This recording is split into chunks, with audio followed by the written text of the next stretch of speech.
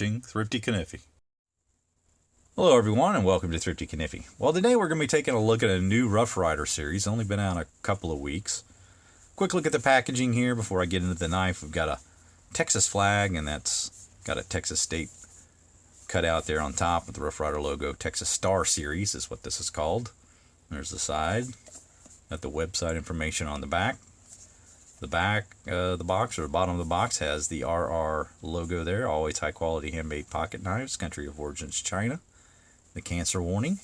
This is a magnetic style closed box. You got the bag, the logo, felt cut out, and everything's tidy inside the box. And you can see that magnetic close. So here's what we're looking at. Then we've got the Copperhead. This is 3 3/4 inches closed. Copperhead design. This is their normal size Copperhead. Really one of my favorite patterns from Rough Ryder. They do a really good job with these. Always very consistent with the fit and finish, and I've never really had much of an issue with this pattern from Rough Ryder. So they do a really good job on this particular pattern.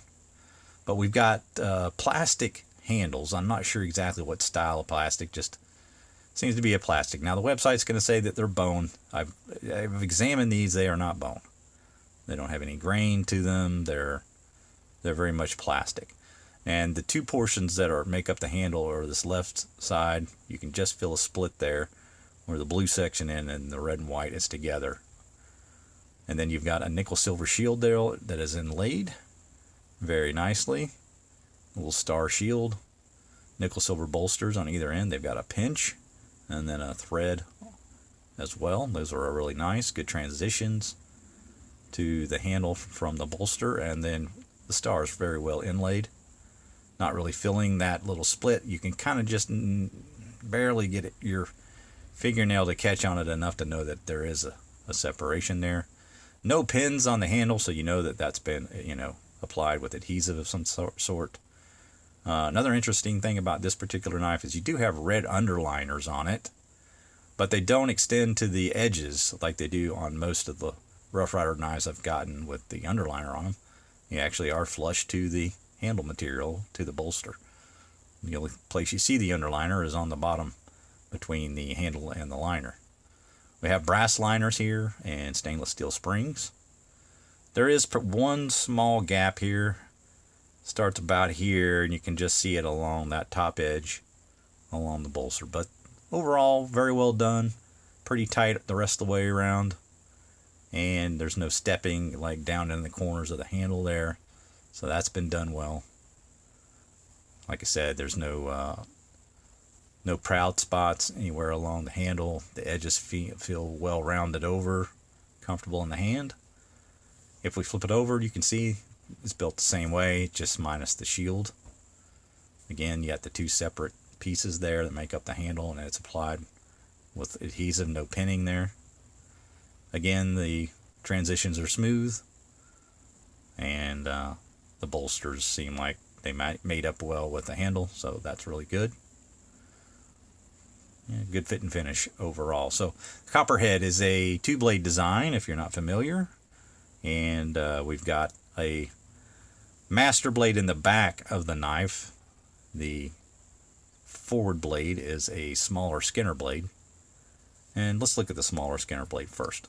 So we've got half stops there. That pull strength, I'd say that's about a 7.5 on that Skinner blade there, the front blade. Got great action on it. Great walk and talk. We've got the half stop there. And we'll take a closer look at the blade itself. So yeah, we've got like a little Skinner narrow style clip point blade. You've got the swedging on it. Match strike pull, and a reverse etch. And let's take a closer look at the etch here. We've got some wording there that says Texas Star, and then some scroll work or something like that along the perimeter, and a date there. Oh, I'm mistaken. It's not a date. What is that? Oh yeah, it is a date. Okay, so like 1836 or something like that there. I didn't catch that the first time. And then along there you have the outline of the Texas state with the star inside the state to represent Austin, I suppose, the capital. And then you have beside the state, the Alamo. And then on the far right there, you got a longhorn steer. And of course, you know, in Texas, there's nothing but steers and studs. And that's well known. And I'm not just a little bit biased. On the tang stamp, you can see we've got the RR back-to-back R there, Rough Rider. Below it, written out. And if we look at the back, got some other information here. So let's see if we can clean that off just slightly. There we go. It says 440 razor sharp steel. So we're dealing with the 440A stainless on these guys. That's their standard type blade material.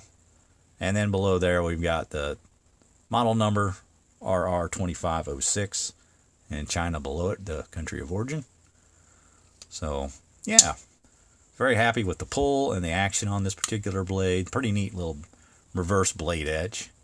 I mean, I'm not like a massive fan of blade edges, but if you're going to do one, this one's, you know, pretty classy, and it certainly matches the theme of the knife, so no complaints there. Not just some random thing thrown on the blade. And it's reverse edge, so it looks pretty nice. Alright, so let's get some measurements on this guy. Total length, right about 2 3/4, and then you got a cutting edge about 2 1/2. So very much UK legal and a pretty decent size blade there. So our main blade, which is this larger clip point blade, more standard style, it's got a little rough pull. It's a little bit rough actually on the opening. Not in a bad way, it just feels like it needs to be kind of broken in a little bit. Maybe that edge of the spring is a little rough or something like that, and just needs some time opening and closing it to kind of smooth it out a little bit. But we got about an 8 to 8 1/2 pull on that, so pretty stiff. Still some decent action on that, even with it being a little rough. I did give it a little oil. I just really think it needs a breaking in. But if we look at this blade again, we got the swedging, match strike pull, mirror finish on the blade. No etch on this one, just plain, and then you've got a cutting edge there. That's pretty consistent, pointy on the blade. Tip, pretty happy with that. Is much of a fingerprint magnet with the mirror finish on the blades, but that's okay. It's only really going to matter if you're doing a review and you've got a lot of light out in the wild. You're not going to really care if you get a little fingerprint on it or two. Of course, these are stainless, so you're never going to have to worry about that being an issue with it. But again, yeah, really good pull on it. Half stop's nice. And let's take some measurements of this main blade. Pretty much the same as the other blade. We've got a full length of 2 3/4. And again, a cutting edge of 2 1/2. So, seems to have pretty good edges on both. That first blade's really sharp. That one's almost scary sharp. That one I have to be pretty careful with. Back blade not as sharp, but still plenty sharp. Wouldn't want to run my finger along the edge or anything. And I think that, you know, Copperheads are done really well by Rough Rider. Again, I've said at the beginning there, they're very consistent about how they make these. Never really had an issue with them. And, you know, they don't put them out in every series, but when they do, I do generally try to get a hold of one. I know Jersey Knives Guy is a fan of the Copperhead as well, and I am too. To me, they're kind of like they're more like a Stockman Barlow mix, you know. They got a little more of a serpentine style frame, and then just the two blades like a Barlow. But you get the two different types of clip blades, and you get the advantage of having that nice smooth transition with the bolster. You don't have any proud tangs here hanging over the edge, so that's all tucked in there really nicely. Just makes for a really nice overall knife, and you don't have to worry about the blades rubbing together like a Stockman. Now these, you know, aren't perfectly centered. They've got a little bit of a leftward lean there to them, but they're not rubbing the edge. I mean, you can check them. They're not rubbing at all. You don't see any marks there. I mean, they're not hitting the liners in any meaningful way. So, again, just a really well made knife by Rough Rider, and I'm glad that they continue to make this particular pattern. $16.39 on Chicago Knife Works, $16.99 on Smoky Mountain Knife Works. Again, just think it's a really well-made pattern, one that I like to collect. I've got quite a few of them. It's kind of one of those mainstay knives. If they make a nice one in the pattern, I'm generally going to pick it up. But that's going to do it for my review, guys. Hope you enjoyed it. Make sure you like, subscribe, hit the bell, be made aware of videos when they drop. We will see you next time. Take care.